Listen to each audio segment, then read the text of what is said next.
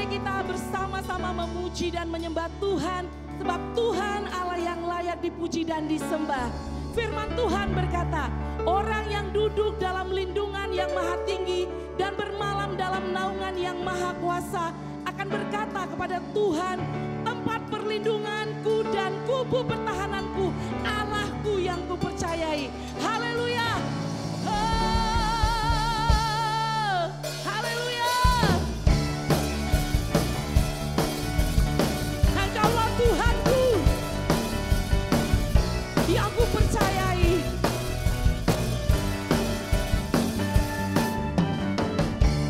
Tuhanlah kekuatan dan mazmurku,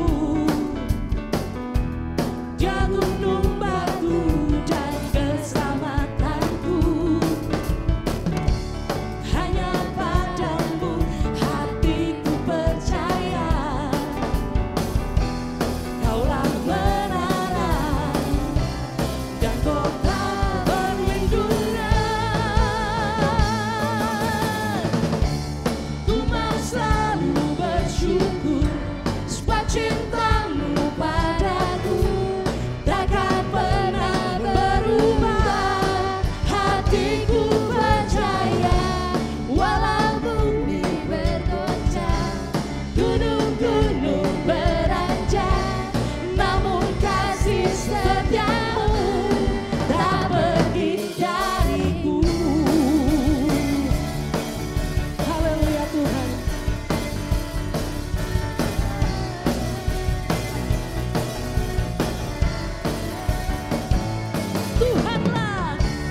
Tuhanlah kekuatan dan mazmurku, Dia gunung batu dan keselamatanku. Oh, hanya padamu hatiku percaya, Kaulah menara, oh dan kota perlindungan. Amin. Haleluya.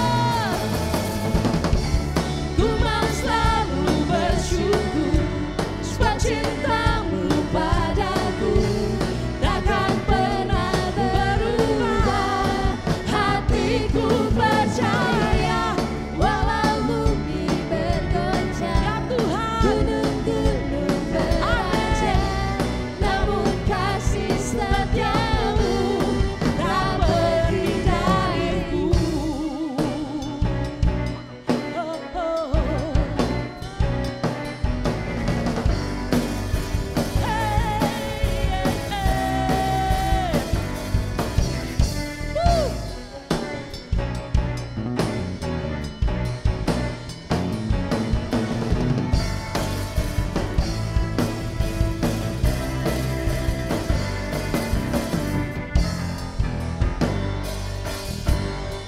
Ku mau bersyukur, ku mau selalu bersyukur sebab cintamu padaku takkan pernah berubah. Hatiku percaya walau bumi bergoncang, gunung-gunung beranjak, namun kasih setiamu tak pergi dariku. Ku mau selalu bersyukur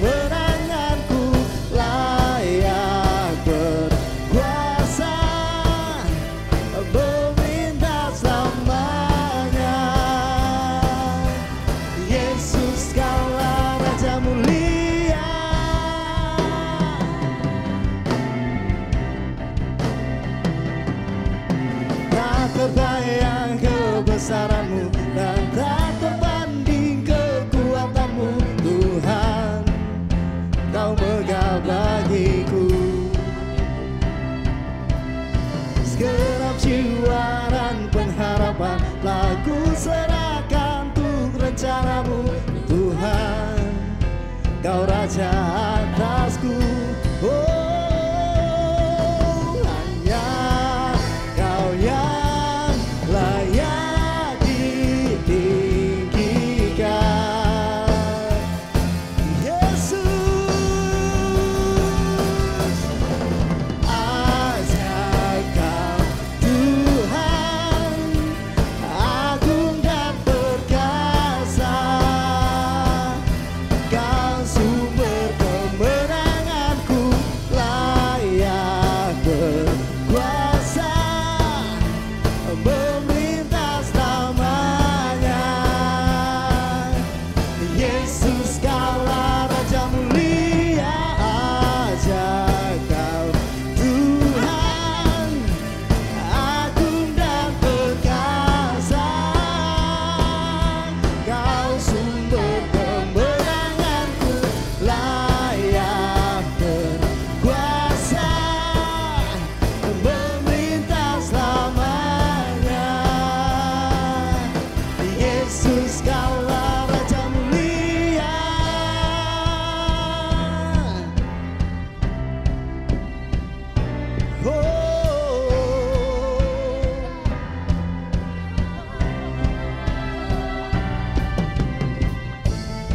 Engkau ajaib Tuhan. Yesus, Engkau ajaib. Amin.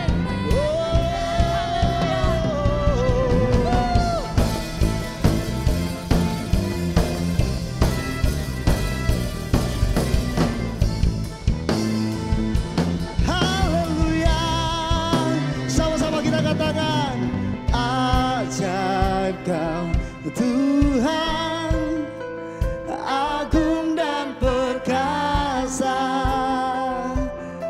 Kau sumber kemenanganku, layak berkuasa, memerintah selamanya. Yesus Kaulah Raja mulia, ajaib Kau Tuhan, agung dan perkasa, Kau sumber kemenanganku, layak berkuasa, memerintah selamanya. Yesus Kaulah Raja mulia,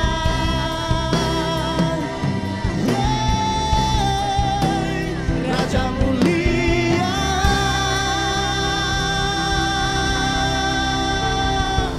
Haleluya. Yes. Engkau Raja mulia Tuhan. Haleluya Yesus. Bagi kami, Engkaulah Raja yang termulia. Allah yang penuh dengan kebaikan. Bapa yang begitu mengasihi kami. Haleluya Yesus. Kami sungguh mencintai-Mu Tuhan. Dan kami mau hidup di dalam kebaikan-Mu di sepanjang hidup kami. Sebab Kau baik bagi kami Tuhan.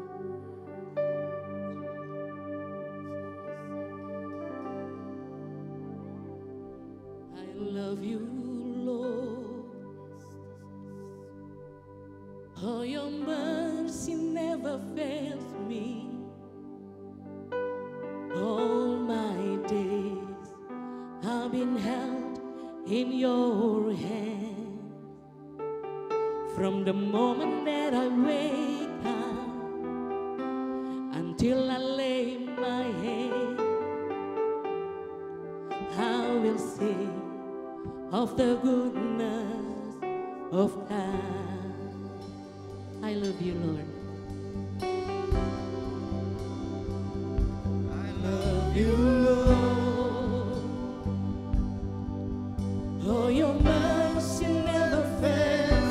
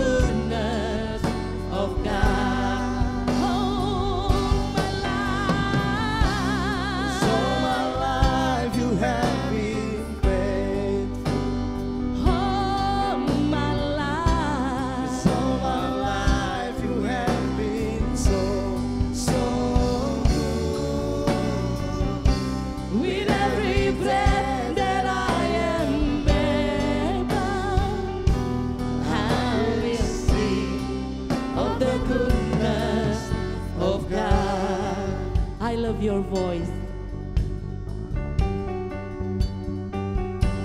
I love your voice. You have led me through the fire. In darkest night, you are close like no other. I know you as a father, I know you as a friend, and I have lived in the goodness of God. Hallelujah. 'Cause all my life you have been faithful. All my life you have been so good. with every breath that I am able, I will sing of the goodness of God. All my life. 'Cause all my life you have been faithful. 'Cause All my life you have been so good, so good. With every breath that I am able, I will sing of the goodness of God. Your goodness is running after, it's running after me. Your goodness is running after, it's running after me. Your goodness is running after, it's running after me. Your goodness is running after, it's running after me. When my life laid down, I surrender now. I give you everything. Your goodness is running after, it's running after me. Your goodness is running after, it's running after me. Your goodness is running out, it's running out. when my life laid down, I surrender now. I give you everything. Your goodness is running after, it's running after me. All my life you have been faithful. Shalom Bapak Ibu Saudara sekalian dimanapun berada, baik di rumah ataupun yang dimanapun dapat menonton daripada khotbah MDC Medan tanggal 22 Maret 2020. Tuhan Yesus menyertai kita semua. Bapak Ibu Saudara, pagi ini kita akan membahas tentang faithfulness of marriage. Dan tema untuk 1 bulan kita adalah faithfulness atau kesetiaan. Dan tema untuk minggu ini adalah kesetiaan dalam pernikahan. Bapak Ibu Saudara, apa sih sebuah kesetiaan? Kesetiaan adalah berpegang teguh pada janji, pendirian, patuh dan taat bagaimanapun berat tugas yang harus dijalankan. Apa sih sebuah pernikahan? Pernikahan adalah terjadi antara seorang pria dan wanita, di mana pernikahan itu didasari dengan relasi yang sepadan. Artinya bahwa wanita dan pria itu tidak lebih tinggi dan tidak lebih rendah. Dan kemudian bahwa ketika sebuah pernikahan harus didasarkan kepada sebuah perubahan prioritas dan kewajiban dan sebuah goals bahwa hanya maut yang bisa memisahkan sebuah pernikahan. Bapak Ibu Saudara, kalau kita lihat hari-hari ini hati kita miris. Kenapa hati kita miris? Karena kita melihat bahwa pernikahan itu tidak dianggap sebagai suatu lembaga atau sesuatu yang harus hidup dalam kekudusan, dan pernikahan itu mulai dirusak dengan pola-pola atau cara berpikir yang salah. Kalau kita melihat data statistik dari Badan Pusat Statistik pada tahun 2015 hingga 2017, mengalami peningkatan. Dari data tersebut bisa ditaksir terjadi 1 perceraian dalam setiap 5 pernikahan. Artinya dari 5 pernikahan 1 itu bercerai. 20% dari sebuah pernikahan gagal dan berakhir dengan perceraian. Kalau kita melihat lagi data yang dari BKKBN yang mencatat ada lebih dari 200.000 kasus perceraian di Indonesia setiap tahunnya. Dan angka ini terus meningkat dan mencapai rekor tertinggi se-Asia Pasifik. Jadi negara Indonesia mencapai rekor tertinggi untuk se-Asia Pasifik untuk tingkat perceraian. Apa yang kita bisa lihat sebagai dari sisi kekristenan? Mari kita melihat kebenaran firman Tuhan dalam Kejadian 12 dan dalam Kejadian 2 ayat 18. Tuhan Allah berfirman, tidak baik kalau manusia itu seorang diri saja. Aku akan menjadikan penolong baginya yang sepadan dengan dia. Tuhan Allah berfirman, tidak baik kalau manusia itu seorang diri.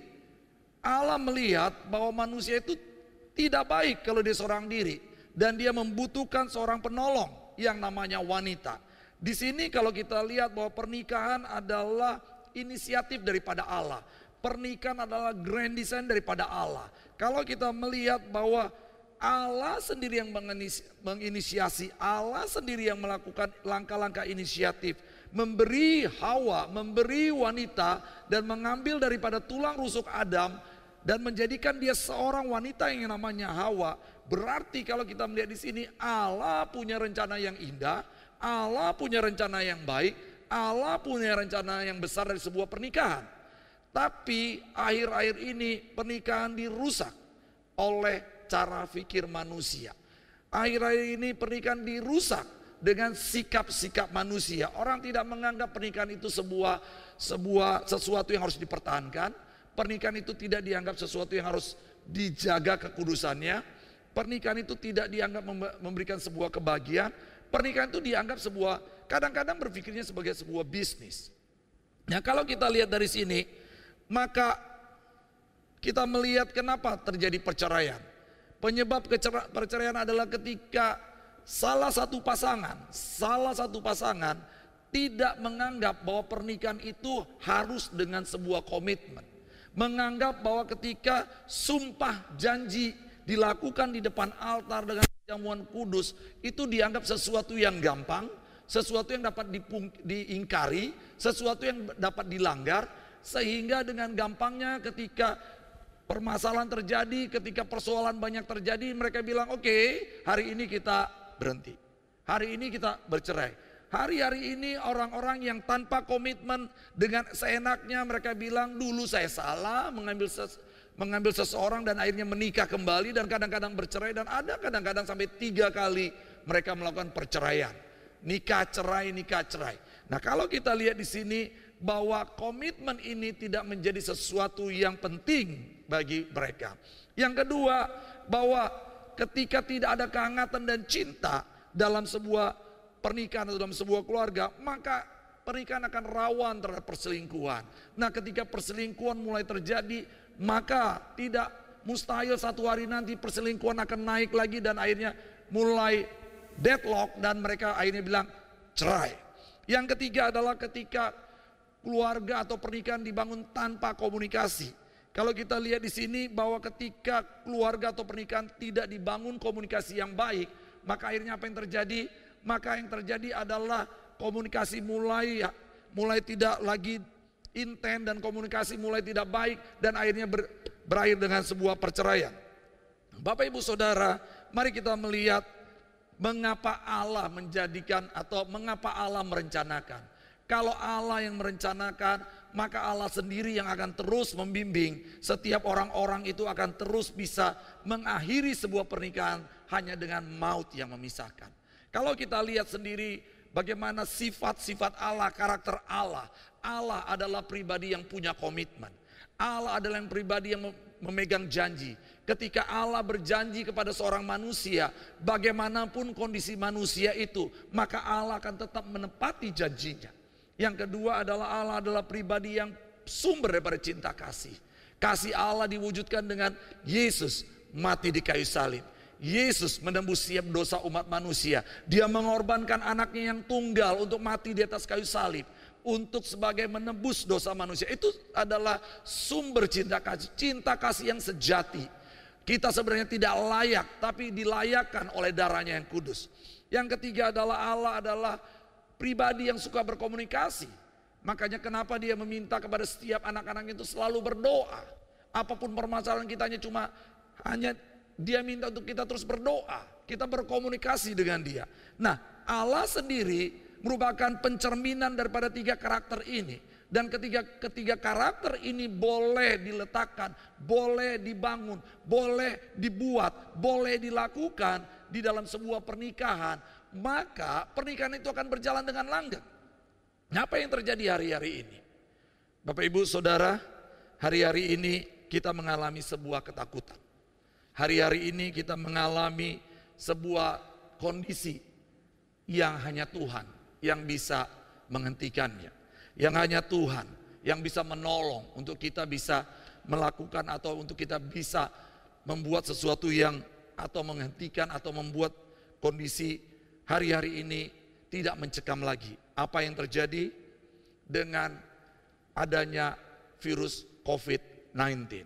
Di mana data yang saya dapatkan sampai hari ini ada 271.629 orang yang terinfeksi, 271.629 orang yang terinfeksi dan 87.403 yang sembuh, tapi ada 11.282 yang meninggal dunia. Bapak Ibu kalau melihat kondisi ini, apakah Tuhan tidak baik? Apakah Tuhan sengaja melakukannya? Apakah Tuhan itu melakukan ini untuk memusnahkan kita? Tidak sama sekali Bapak Ibu Saudara. Di tengah kegalauan kita, di tengah ketakutan kita, di tengah kepanikan kita, Tuhan tetap baik terhadap umatnya. Tuhan tetap memproteksi anak-anaknya. Tuhan tetap menyertai anak-anaknya. Kalau ini terjadi, kalau ini Tuhan izinkan terjadi, ada maksud Tuhan. Ada hikmah yang kita bisa ambil daripada ketika Tuhan mengizinkan sebuah kejadian terjadi. Memang hari ini kita sedih, memang hari ini kita galau, kita gelisah. Orang dibayang-bayangi ketakutan, orang dibayang-bayangi dengan kematian, orang tercekam dengan kematian. Kalau kita lihat sampai hari ini ada 500 yang meninggal satu hari. Dan itu harus dikremasi oleh tentara Italia. Nah kalau kita lihat dari sini menyedihkan Bapak Ibu Saudara. Tapi apa hikmah yang kita bisa ambil dari kejadian ini? Sebagai hambanya Allah saya mengatakan bahwa Allah adalah tetap baik. Dalam segala perkara, dalam setiap kejadian Allah tetap baik. Dan sebagai umatnya hari-hari ini apa yang harus kita lakukan? Kita harus tetap bersyukur dalam setiap keadaan.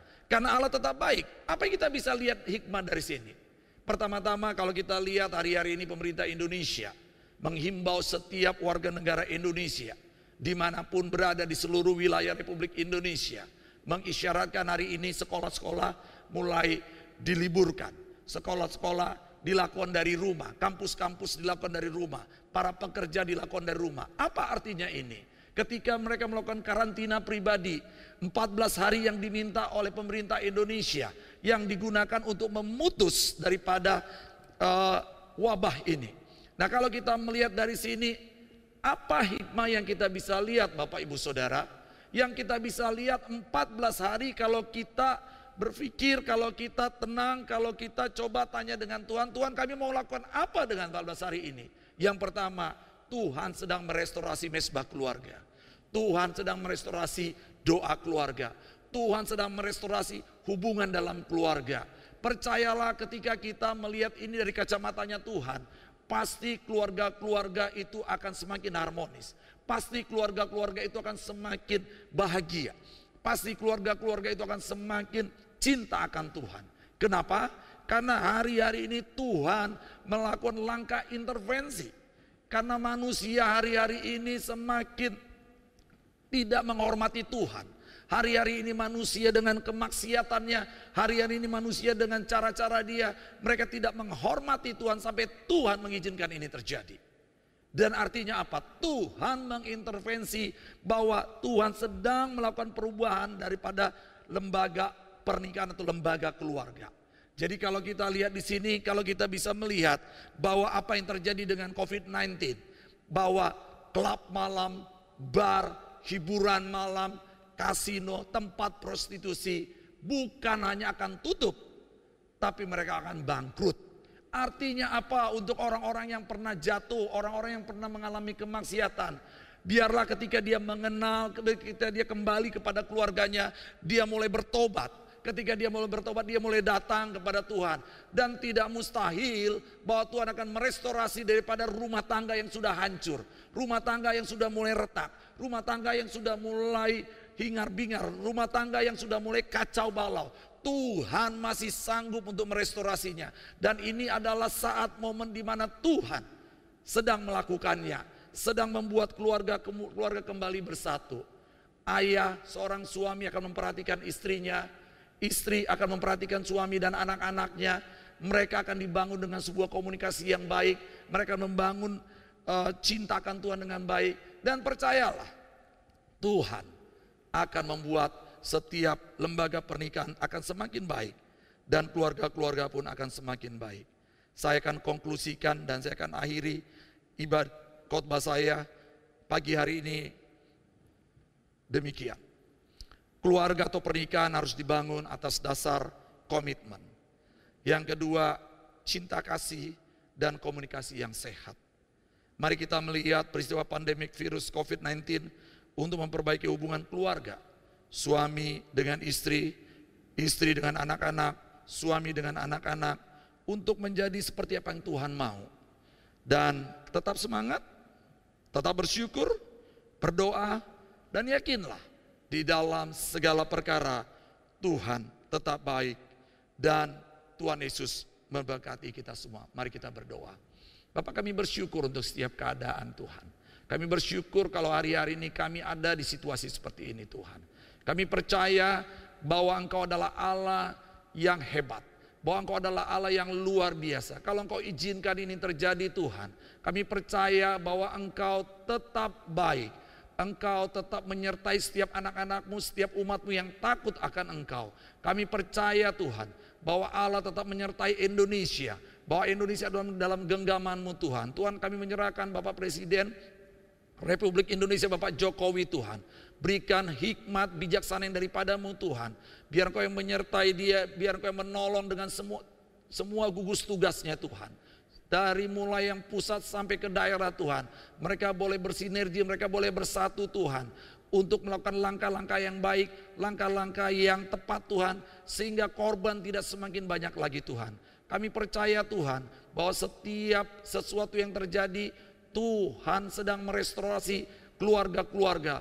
Tuhan sedang merestorasi pernikahan-pernikahan. Kami percaya Tuhan, ketika dalam situasi ini maka akan banyak orang yang akan mencari Tuhan. Mereka datang kepada Tuhan. Mereka akan berdoa kepadamu, akan semakin intim dengan Engkau di tengah permasalahan ini. Kami percaya Tuhan dan kami yakin Tuhan, pada waktunya Tuhan, pada waktu perkenanan Tuhan, kami akan melihat wabah daripada atau pandemik COVID-19 akan berhenti dalam nama Yesus.